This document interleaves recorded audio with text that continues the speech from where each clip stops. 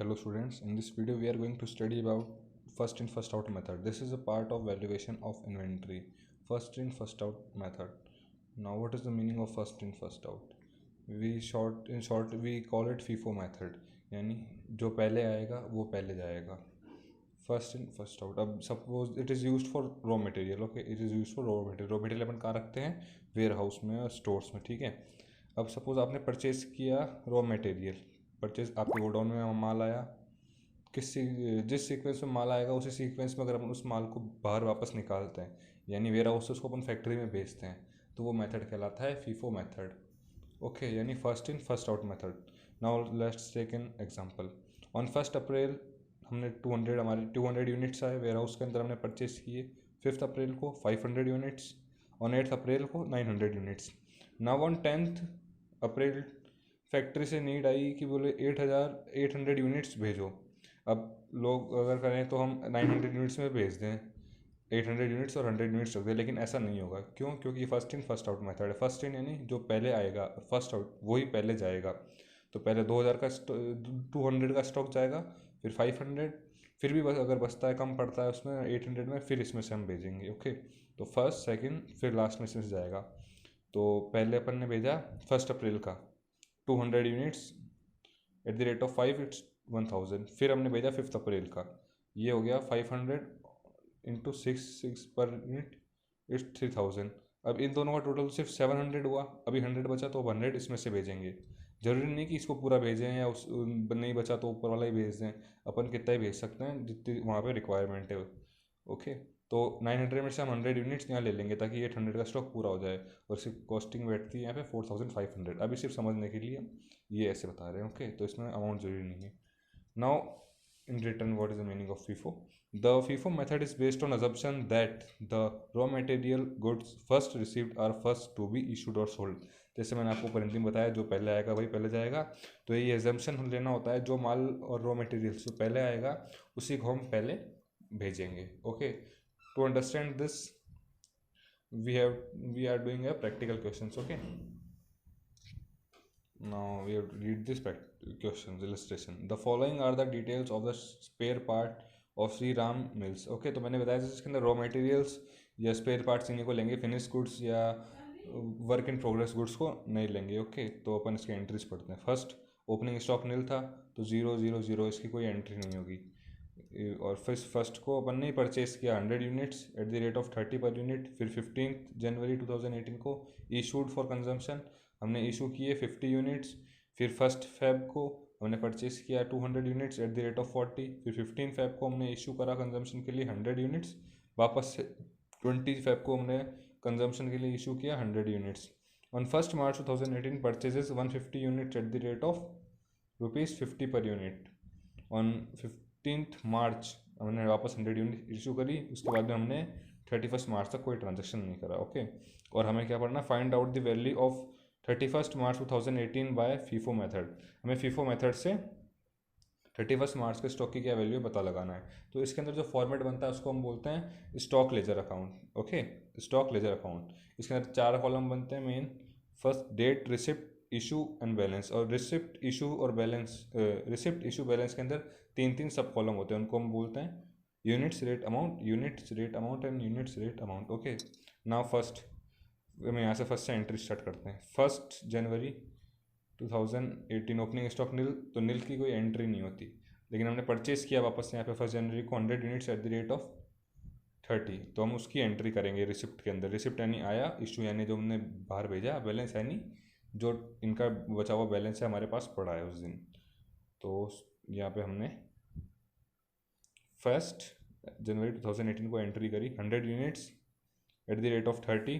उसका total amount होता है 3000 और बैलेंस हमारे पास उस दिन यही बचा, तो हमने ये बैलेंस यहाँ उतार दिया. ओके, नाउ सेकंड, फिर 15 जनवरी 2018 इशू फॉर कंजप्शन. हम 50 यूनिट्स हमने 50 यूनिट्स कंजप्शन के लिए भेज दी, यानी उनको इशू कर दिया. तो अब इशू करने की एंट्री हम इसके अंदर लिखेंगे. जैसे हमने यहाँ पे यूनिट्स में यूनिट्स, रेट पे रेट वगैरह लिखी, तो ऐसे यहाँ हम लिखेंगे ऐसे 50 units at the rate of 30. Amount होती है इसकी 1500.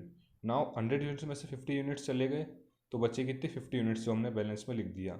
और at the rate of 30 rate वही लगेगी और ये अमाउंट बची गई यहाँ पे आ गई। बैलेंस यानी कि जो माल उस दिन हमारे पास बच गया था वो माल।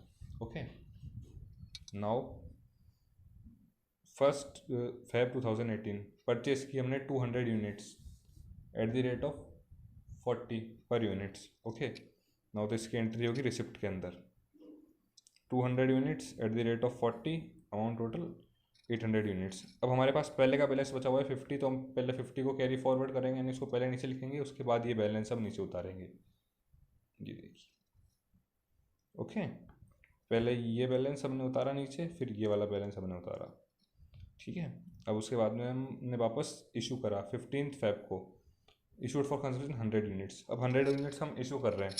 अब आप सोचेंगे कि 200 में से पूरी इशू कर दें, लेकिन नहीं, पहले हमें जो पहले माल आया हुआ है उसी को इशू करना होगा, उसके बाद में से हम इसमें लेंगे। पहले कितनी यूनिट्स बची हुई, 50 यूनिट्स, और इसमें से 50 यूनिट्स हुई। अब 100 यूनिट्स इशू करनी है, उसमें कितनी बची, 50 यूनिट्स, तो हम 50 यूनिट्स 200 में से लेंगे। तो फर्स्ट 50 यूनिट्स इसमें से, फिर नेक्स्ट 50 यूनिट्स इसमें से। तो इशू के लिए पहले हमने 15 Feb को 50 यूनिट्स ये वाली उतार ली एट द रेट ऑफ 30, ये अमाउंट। ओके, उसके बाद में 50 यूनिट्स हमने ये 40 रुपीज़ वाली ली, 40 रुपीज़ पर यूनिट वाली, क्योंकि ये स्टॉक नहीं लॉस होगा। अब 200 बचा, 200 में से हम 50 यूनिट्स यहाँ ले लेंगे देने के लिए। ओके, नाउ अब 200 में से 50 चले गए, तो बैलेंस हमारे पास बचा 150, 40 और टोटल अमाउंट 6000। और ये यूनिट्स का स्टॉक नहीं हो चुका, तो इसको उतारने की ज़रूरत नहीं है। Now next 20 Feb 2018 issue for consumption 100 units. वापस से हमने 100 यूनिट्स कंजप्शन करें। अब हमारे पास एक ही स्टॉक है, वो भी 150 यूनिट्स का, तो हम इसी में से कंजप्शन करेंगे। तो हमने इसमें से यूनिट्स का कंजप्शन कर लिया, इशू में उतारा, इशू के अंदर लिखेंगे हमने, यानी दिया 100 units at the rate of 40, amount 4000। Okay, अब 150 में से 100 चले गए, स्टॉक बचा हमारे पास 50 यूनिट्स का at the rate of 40, amount 2000।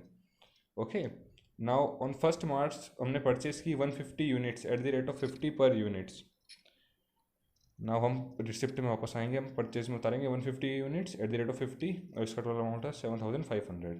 Now 150 units at the rate of 50, amount 7500। अब बैलेंस हमारे पास पहले बचा था 50 यूनिट्स का, तो हम उसको पहले नीचे कैरी फॉरवर्ड करेंगे, उसके बाद में हम ये वाला बैलेंस नीचे उतारेंगे। देख लीजिए ऐसे एकदम।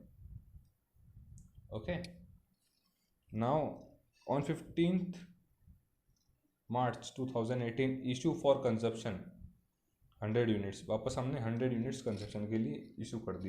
इशू की एंट्री हम कहाँ करते हैं, यहाँ पे। Now 100 units for consumption. अब देखिए 50 यूनिट्स ये बची और 150 यूनिट्स ये बची, तो पहले हम फर्स्ट इन फर्स्ट आउट का फॉलो करेंगे। तो पहले ये वाली यूनिट्स लेंगे 50, उसके बाद 50 यूनिट्स इसमें से लेंगे। Okay, now 50 units at the rate of 40 is 2000, वो हम इसमें से ले ली। अब इसका स्टॉक नील हो गया। ओके, अब नीचे इसकी कोई एंट्री नहीं होगी वापस, यानी बैलेंस कैरी फॉरवर्ड नहीं होगा, क्योंकि स्टॉक इसका नील हो चुका और ये हमने यहाँ पे यूज़ ले लिया। अब 100 में से 50 तो हमने ले ली, मतलब 100 देनी थी, हमने 50 ले लिया, 50 बची। अब वो 50 हम इसमें से लेंगे 150 के अंदर से। तो सी 50 units at the rate of 50 it's 2500। Okay, अब हमारे पास स्टॉक कितना बचा, 100 यूनिट्स का, 150 था, हमने 50 यहाँ इशू कर दिया at the rate of 50। Now हमारे पास स्टॉक बचा only 100 units at the rate of 50 और 5000 का। अब इसके बाद में 31 March तक कोई एंट्री नहीं है इसके बाद, तो यही हमारा क्लोजिंग स्टॉक हो जाएगा। तो हम ऐसे लिखेंगे लास्ट के अंदर कंक्लूजन करते हुए, therefore the value of stock as on 31 March 2018 is equal to 100 units at the rate 50 per unit. Okay, तो इस अमाउंट इज 5000।